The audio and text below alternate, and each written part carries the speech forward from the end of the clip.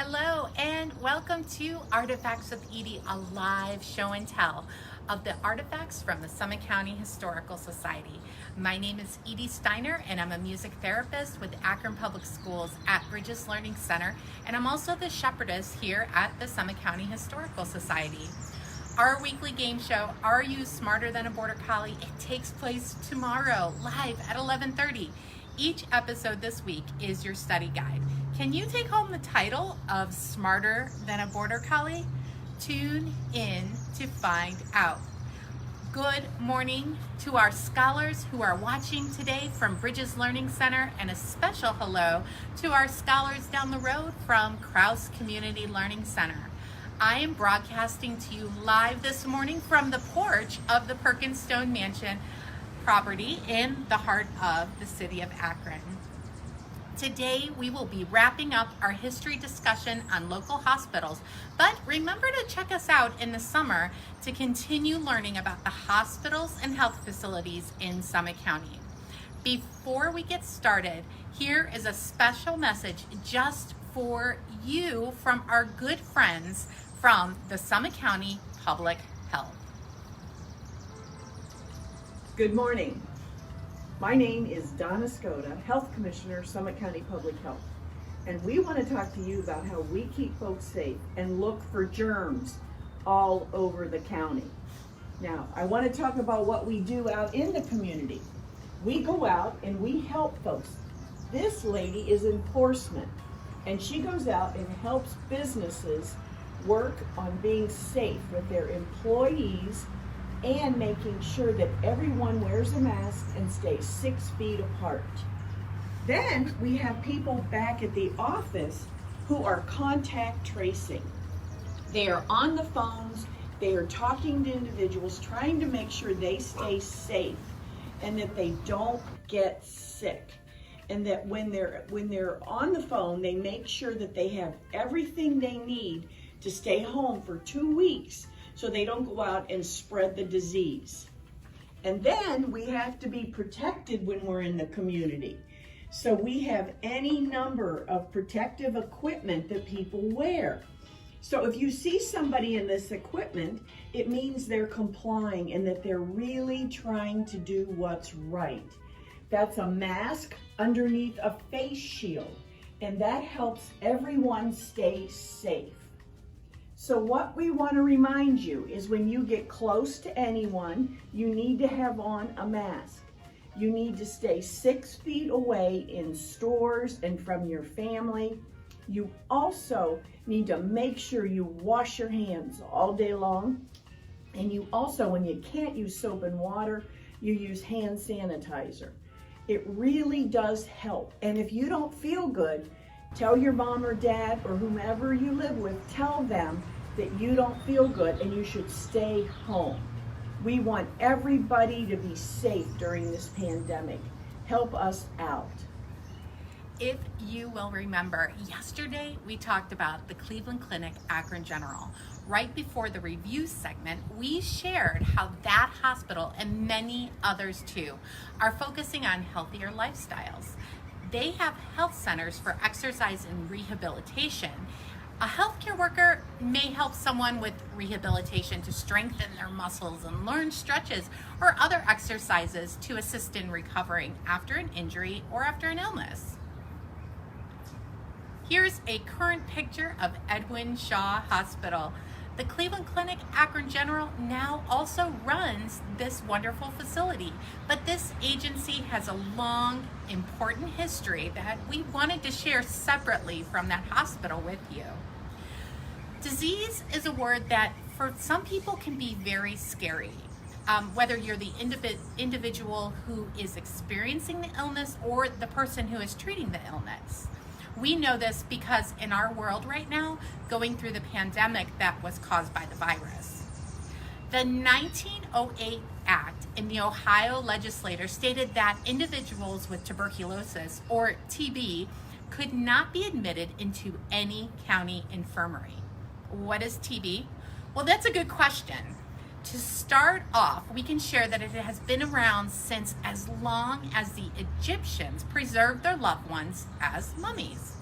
That's history that is from almost 2,500 years ago. This particular disease often causes problems in the lungs or the bone of the patients. Studying the disease over time allowed doctors to learn more about it and to tell patients and those caring for them how to keep the best hygiene. Wow, this advice sounds really, really familiar. Our doctors and the Summit County Public Health Department officials have also been reminding us to wash our hands, social distance, and wear masks when we are in public. It wasn't until 1720 that an English physician, Benjamin Martin, shared what caused TB. He said that, quote, wonderfully minute living creatures, end quote, caused the problem. We call that bacteria today. Dr. Martin also shared that it would spread through the air when somebody sneezes or coughs. Unfortunately, at that time, no one thought the disease was curable. Then, a young botany student, he studied plants, was suffering from TB, and his doctor suggested a healthier climate. So the student went to the Himalayan mountains for fresh air, and he ate a balanced diet. And guess what? He became cured. Here's a quick geography quiz. Name the continent where the Himalayan mountains are located. Oh, you got it. It is Asia. In northeastern Ohio, we obviously don't have any mountains, but we certainly do have lots of fresh air. In 1910, county commissioners in Summit County partners with those in Stark, Portage, and Columbiana counties to build an institution to treat people who were living with TB. Knowing the information about fresh air, sunshine, and balanced diet, they needed a lot of land. So they purchased a 100-acre farm overlooking beautiful Springfield Lake. They developed a board of trustees to plan construction and operation of the hospital. Then, in 1911, with the additional support of the Mahoning County construction, they began, and the Springfield Lake Sanatorium opened in February 1915. I'm sorry, the street cleaner just started going down the road and it distracted me a little bit. So wow, that's 105 years. The hospital could only hold 72 patients and it was full by June. Sadly though, patients with TB did not have short stays in the hospital, so they needed to plan quickly to make more room for those that needed help within the 5-county radius. So it was in 1918 that Edwin Shaw became involved at the sanatorium. Mr. Shaw had recently retired as vice president of the B.F. Goodrich Company, and he was well known in the community. Mr. Shaw also helped organize the Akron Health Department, now known as the Summit County Public Health. Under his leadership, Summit County brought out the other counties to run the hospital on their own, and Dr. C.L. Clyde became the superintendent in 1920. Mr. Shaw is sitting on the left of a young patient and Mr. Hyde on the other side. Now it's time to apply modern medicine methods of diagnosis and treatment. A vigorous program of TB clinic work was also undertaken throughout the country to educate others about disease and raise awareness. Then in 1924, C.W. Seiberling, co-founder of the Goodyear Tire and Rubber Company, came on board. At this time, patient pavilions were enlarged to hold 120 patients, and the Sunshine Cottage, a separate building for the treatment of children who were living with TB, was also constructed. Here they carried out pioneering work using natural and artificial sunlight in the treatment of TB. For natural light, the children would sunbathe outside, but upside down, as seen in this photo. The staff would also put their beds out in the sun anytime possible for them to continue to get well. When it was warm, they also went swimming. And They had miniature sailboats that they sailed in the pool too. They had a swing set and a slide right next to Springfield Lake. And the doctors, nurses, and their staff loved the patients at the sanatorium. They spent a lot of time together every day, mostly outside, and to keep the children busy and entertained, they brought in clowns and even allowed them to go on horse and cart rides. Some of them even rode a donkey. The research of the staff involved studying the patient lab work, and they studied it all the time. When the children or the adults were not able to go outside, they had light radiation therapy inside. They also went to school, sometimes inside, but outside too, as much as possible. The Sunshine Cottage was a home to children for many, many years. They ate their meals together, took in fresh air on the outside porches for healing exercises. They slept in dormitories with rooms decorated in different themes. And they even celebrated holidays together. In 1934, the Summit County Commissioners expressed their gratitude towards Mr. Shaw for his tireless efforts on behalf of the institution by changing its name to the Edwin Shaw Sanatorium. For 20 more years, the agency would work with the community to pass levies to raise funds and awareness for special treatment provided to the patients who were living with TB. Many were men and women who unfortunately were not able to be cured from the disease. Others were children who recovered from all their outdoor activities in the fresh air. All of these people were loved and treated with care by the doctors and the nurses. And eventually, the Edwin Shaw Sanatorium would be transferred into a rehabilitation hospital after the Sunshine Cottage was also transitioned for the care of children without TB. Our time is limited today, but we wanted to share one last story of a champion of the Edwin Shaw Sanatorium. Her name is Teresa Coral. As the records manager for the County of Summit, Mrs. Coral made sure that patient records, photographs, and artifacts from the facility were really well preserved. Kitty Endress, she nominated Teresa Coral for the Women's History Project Woman of the Year Award. The Summit County Historical Society was more than pleased to present Mrs. Coral with this award in 2015. So let's get ready for our review and find out what our artifact of the day is.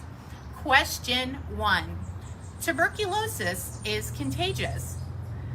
True or false? If you answer true, then you've been listening to all the truths today. Tuberculosis is an airborne disease which is passed from person to person through coughs and sneezes, speaking, or even singing. So let's move on to question 2. What did Dr. Martin refer to as a wonderfully minute living creature? Was it A, woolly bears, B, grasshoppers, C, viruses, D, bacteria, or E, none of the above? If you said D, bacteria, you must really have an appreciation for the little things in life. Dr. Martin also shared that it would be spread through the air when somebody coughs or sneezes. Unfortunately, at that time, no one thought that the disease was curable, which then leads us to question 3. Where did the young boy go to cure his tuberculosis? Was it A, Rocky Top, Tennessee, B, Sugar Mountain, C, the Big Rock Candy Mountain, or D, the Himalayan mountains?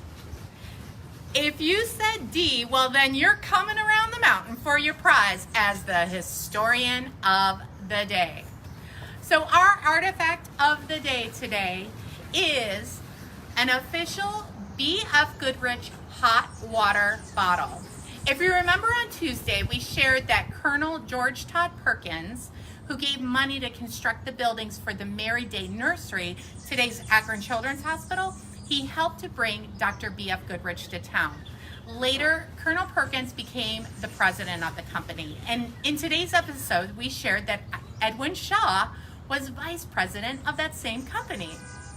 The B.F. Goodrich Company was founded in 1870, as was Goodrich II and Company. They started out making fire hoses and bicycle tires. And then eventually the company would invent and design over 1,000 ways to use rubber in everyday products, from everything from this hot water bottle to synthetic tires or even PVC, which are in the pipes that are used in our bathrooms today. Hot water bottles were used to help soothe ailments like tummy aches or sore muscles, and even can keep you warm at night. They even have been used to keep children warm while they were sunbathing outside during the tuberculosis crisis. So I can hear that the boys in the background, the border collies, are ready for a big snuggle and a nap. And even though the sun's out, it's a little bit chilly today, so I just might need this water bottle to warm up. So tomorrow we will be testing your knowledge from this week. I will post the game code in the Facebook story and also in the feed of the Summit County Historical Society by 11 o'clock for our Kahoot game. Remember, you can also meet with us in a live Google Meet so you can see my answers in my computer in real time, just in case there's a little bit of a lag. So I will see you tomorrow at 11:30 for another episode of Artifacts with Edie, where I show and tell the artifacts from the Summit County Historical Society, where history is always within reach. I'm gonna get this water bottle opened up here.